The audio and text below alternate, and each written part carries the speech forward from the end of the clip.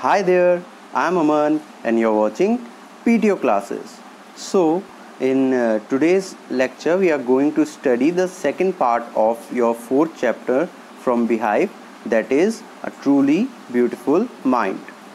So, as I have told you in our introductory video, in the first part of the video, where we have studied the half of the chapter, so I have told you that what were the beginnings of Albert Einstein and how he got become so famous, and how he made some very remarkable inventions, or we can say research in the field of physics. So I've told you in our introductory video rather, in the first part of the lecture, that how Albert Einstein was born in the city of Ulm in Germany, and in the initial years Einstein couldn't speak properly. Till the age of 2.5 he was not able to speak properly. Till the age of 2.5 he was not able to speak properly, and the first words that he uttered were, "The soup is hot." Okay, so this was the thing with Einstein, that he had a problem in speaking, and when he uttered those words clearly, his parents were surprised. They asked that why it took so long for you to speak. Why, if you could speak so properly, then why you didn't speak in the time before? So Einstein's reply was very interesting. It can tell you a lot about his personality. Einstein told his parents that I didn't need to. There was no need for me to speak. Why waste your time and energy if you don't require to speak? So this shows that he was a very great man. He didn't gave much attention to the sublime things, to the minor things, and his major focus was on to the bigger things. So this was the thing with Einstein. Later on, his mother called him freak. And why he was called a freak? Because of a very big head that Einstein had. A larger head he had, and that was the reason he was called a freak by his mother. And his playmates, the friends that he had, they used to call him Brother Boring. So this was a thing about Einstein, that his mother called him a freak, his friends called him Brother Boring. So this few things made a general perception about Einstein, that in his initial years, in his childhood, in his adolescence, he was not considered as a very remarkable boy. He was considered an ordinary boy, but later on, you see, he was called a genius. I gave you the work to write few things about a genius, so I hope you have done, and I will ask you in the video call also about why Einstein was called a genius, and what are the traits that you can relate to with a genius, the 5 qualities that you can write about of a genius. So in our story, the professor that Einstein had, the headmaster rather, he called that no matter which profession Einstein goes, he will fail. So the profession doesn't change anything, he will fail eventually. So this was the thing that headmaster told his father. Einstein was was a player of violin, and he was very good at it. So he was a violinist, and in his early stages only he developed the skill of playing violin, and he mastered it throughout his life. So later on, Einstein's family moved to Milan, and Einstein didn't want to go to Milan, and he wanted to study in a German speaking place only. So he stayed in Switzerland with his relatives, and his parents went to Milan. So this was the thing about Einstein. Later on, he studied in the high school of Zurich, and this was a very interesting thing about Einstein, that he worked at a You must remember, he worked where? He worked at a patent office. What is a patent office? Where you get copyrights for inventions, for any new song, new poem, new book. So the copyright, where we get copyright, it is called patent office. And he worked there as a technical expert because he was a master of science. There he had a desk drawer for himself, which he called Bureau of Theoretical Physics. Okay, so see, he had his drawer and he named it Bureau of Theoretical Physics. So this was the thing about Einstein, that he had that drawer and he named it Bureau of Theoretical Physics. And being a technical expert in patent office, he used to see a lot of inventions, lot of equipments, lot of things related to science and technology. So he used to call that, I will make something big in my life, I will discover something big in my life. So this was the thing with Einstein, that he worked at a patent office and he had a drawer named the Bureau of Theoretical Physics. So these were a few points related to the part 1 of the chapter. I hope you have understood them all and you are doing the work also. So in this part of our chapter, we will conclude the chapter and we will see that what happened in the life of Einstein. Till now we have seen that he has given the very famous formula of E equals to mc square. So this was the theory of relativity that he gave, and this you must remember well. And now we will see that what happened after this.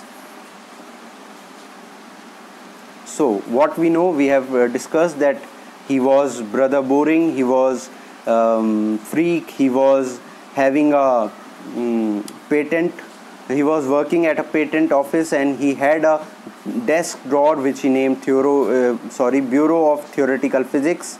And he was not very friendly with his colleagues. He was a very introvert kind of a person.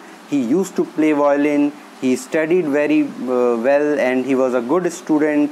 But Einstein had some peculiarities, that he was not a very what can we say, he was not a very communicative person. So he was not regarded much by his friends or his professors. His headmaster called that he, no matter what profession he goes, he will fail. So these things we know.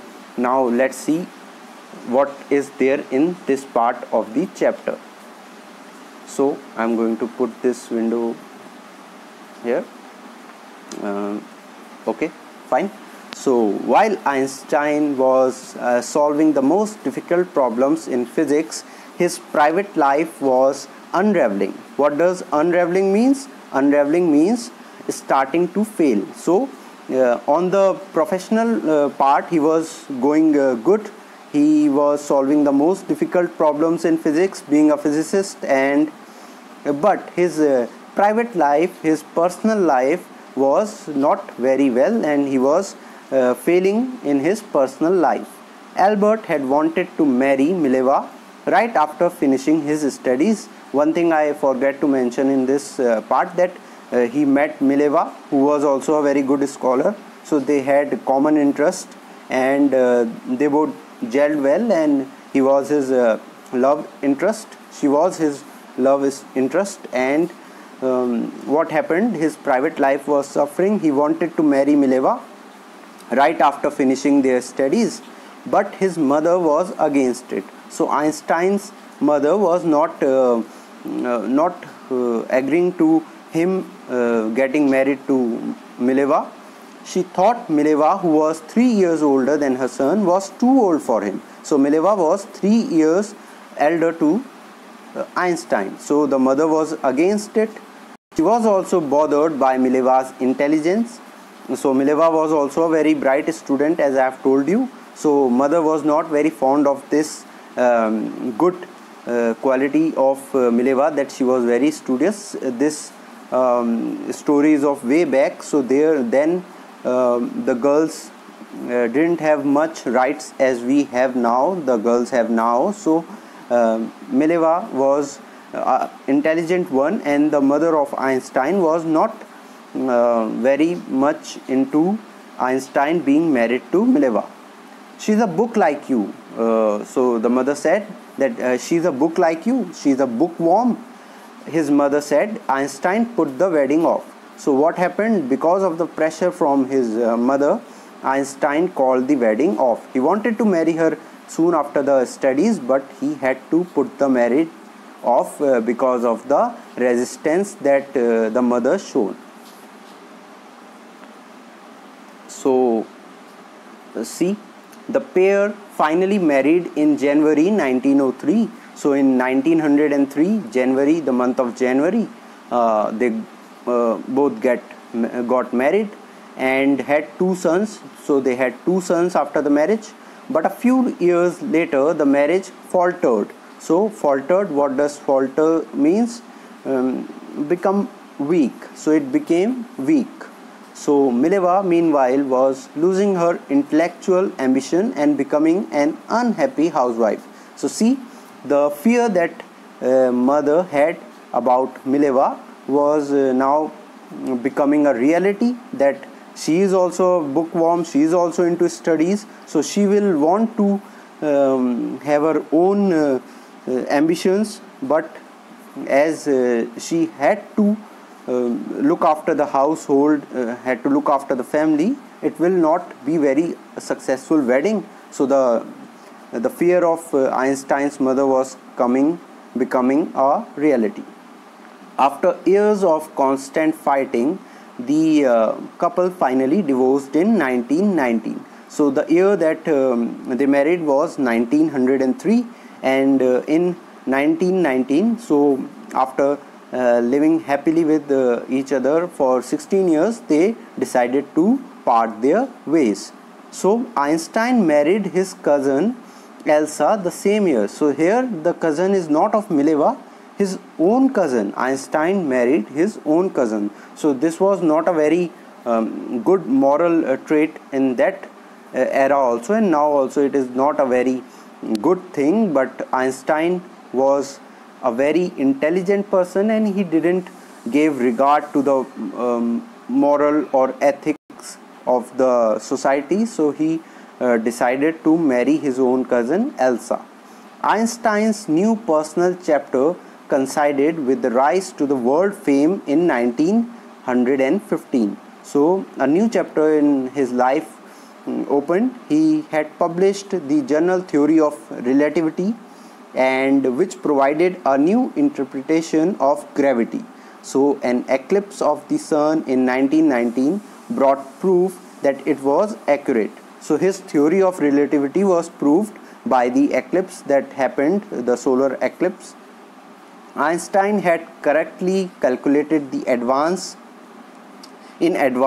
extent to which the light from the fixed stars would be deflected through the sun's gravitational field. So the theory that Einstein gave became true. So he was he became very popular because his prediction, his theory proved to be true. So eventually he was he started getting a lot of fame, and he started being regarded as a well-known physicist, and the newspapers proclaimed his work as a scientific revelation. So his work was regarded very well by the newspapers, the journalists. They said that a new revolution in science has been started because of this man, the genius Einstein. So Einstein received the Nobel Prize for Physics in 1921. So Nobel Prize, you must be aware of, it is one of the highest award that one can get, and in different fields we get Nobel Prize for doing something good for the society. We get this award that is useful for the people the large mass. So anyone who does something good for the society, they get this highest civilian award. So Nobel was awarded to Einstein in the year 1921 for physics. He got this award. He was showered with honors and invitations from all over the world. So everyone around the globe was now was very much thrilled by getting associated with Einstein. All of them wanted to work with Einstein. The big firms of science and technology, they all wanted Einstein to be with them. So when the Nazis came to power, when the Nazis came to power in Germany in 1933, Einstein emigrated to the United States. So till the 13th para, we have read that what were the things about Einstein's educational field, his work field. Now we are seeing that his humanitarian aspect, his social aspect, we have seen that his private life suffered. He attained a lot of fame in his professional life. Now we are seeing a different trait of Einstein's personality. See, when Nazis, the Hitler's team, Hitler's Hitler's army got in power in Germany, he migrated to United States. 5 years later, the discovery of nuclear fission in Berlin had American physicists in an uproar. So 5 years later, the discovery of nuclear fission had the American scientists in an uproar. Means they were all against this. They were not very fond of Einstein. So many of them had fled from fascism, just as Einstein had, and now they were afraid the Nazis could build and use an atomic bomb. They were not against Einstein, but they were afraid of the Nazis. So the Nazis, they, with the help of their scientists, in Berlin they invented the nuclear fission, and the USA scientists were very worried that now the army of Hitler has a upper hand over the other countries, and they will be very powerful now. So Einstein was also with them. So we will see that what happened after this. So here we have the next part. At the urging of a colleague, so a colleague urged Einstein. Einstein wrote a letter to the American president Franklin D. Roosevelt on 2 August 1939, in which he warned a single bomb of this type. So he said he wrote a letter to American president, and he warned him about this bomb, the nuclear technology exploded in a port might very well destroy the whole part together with some of surrounding territory. His words did not fail to have an effect. The Americans developed the atomic bomb in a secret project of their own and dropped it on the Japanese cities of Hiroshima and Nagasaki in August 1945. So this is the most important paragraph, and this paragraph you should mark, and it is a very important question of general knowledge also. The two famous cities, Japanese cities, Hiroshima and Nagasaki, were the first cities where a nuclear bomb was thrown by a country. So see, because of the suggestion that Einstein gave to Roosevelt that they should make a nuclear bomb and they should develop this technology, and it is a very powerful technology, so the Americans developed it and they attacked Japanese cities of Hiroshima and Nagasaki with the atomic bomb. Einstein was deeply shaken by the extent of the destruction. So see, Einstein suggested to Roosevelt that we should be aware of the technology and we should have the technology, but he was not with this idea of attacking, bombing some countries, some different states. So he was not in the favor of this ideology of aggressive posture against the countries, those who are not as powerful as your country maybe. So Einstein was shaken that I suggested simply that we should be we should have the technology, and we should have this technology for our defense. But on the contrary, the Americans, they developed the bombs, and they destroyed two cities of Japan. So see, Einstein Einstein was not in favor of this, and he was very annoyed by the fact that because of his suggestion, the cities of Hiroshima and Nagasaki were suffering. This time he wrote a public missive to the United Nations. So he wrote a letter, and he wrote a very strong letter to the United Nations, where all the countries are a part of. In it he proposed the formation of a world government. So he proposed that we should have a government for whole world, a global government. Unlike the letter to Roosevelt, this one made no impact. So see, the earlier one, because of that, a lot of destruction happened. But now the letter that he wrote to the United Nations, it had no impact.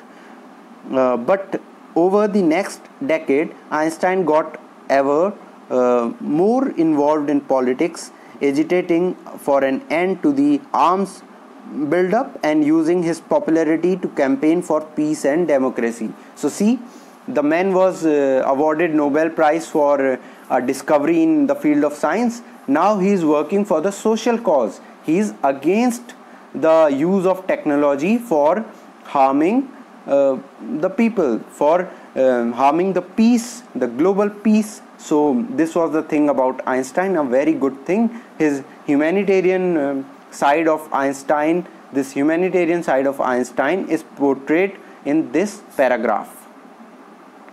Now see, Einstein, as I've told you, he was annoyed, and he started a campaign for peace and democracy, that no country should be allowed to cause destruction in the other countries. The innocent people, their lives matter a lot, and we should not harm other countries, because just we are powerful and we are able to make the destructive bombs. So this was the campaign launched by Einstein, and as he was a very big personality, his campaign got a huge success.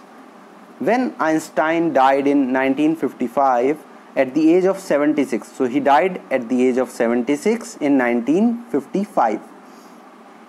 He was celebrated as a visionary and world citizen as much as a scientific genius. So see, he was called a genius, and I have asked you to write the traits of a genius. So genius doesn't usually means being very smart, being very intelligent. See, Einstein had a very emotional trait. He was a very good human being. He worked for the Nobel cause.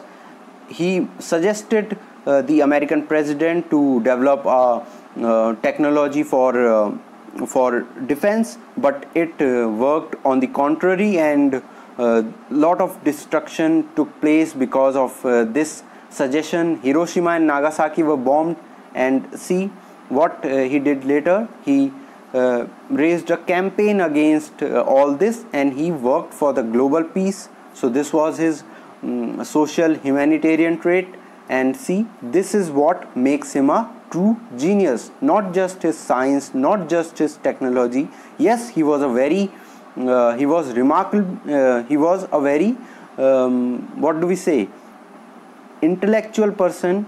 He was a genius in that trait. He was a genius in his field of profession of physics, science, but he was also a genius because of his noble causes, because of the social traits that he had. So a genius doesn't always means being very smart, being very intelligent, but you should be very very humble, very what do we say, very you should work for good causes also, not just for your own greed or your own selfish reasons, but you should work for a larger cause. Then only you could be regarded as a genius. So I hope you have understood the chapter,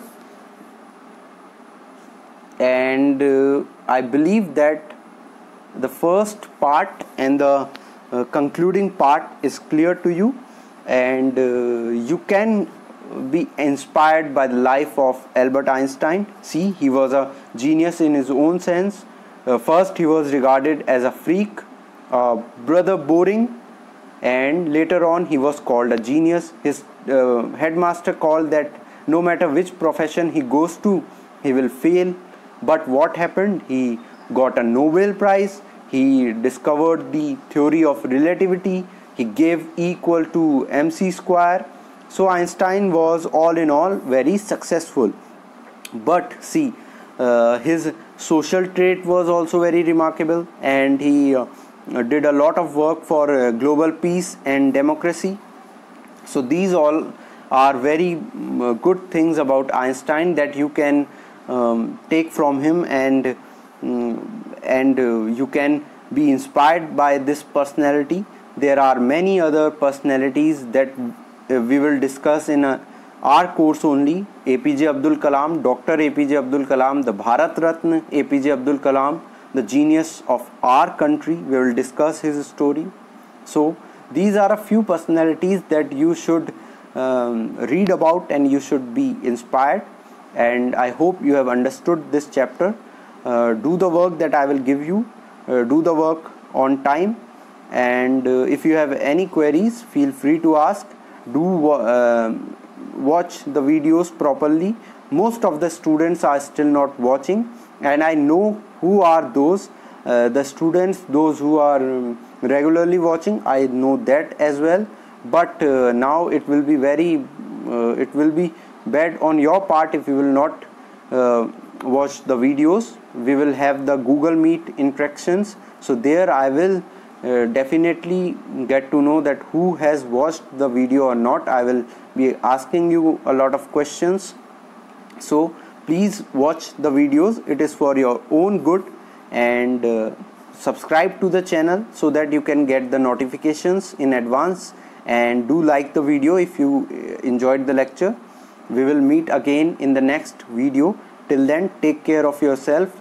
Do follow the guidelines given by your parents, which are being provided by the government, and enjoy this time, and don't panic. The situation will be better surely, and don't panic about the work. Do your work in a systematic way so that you will not suffer. If you will do your work in one day only, then you will be burdened by it.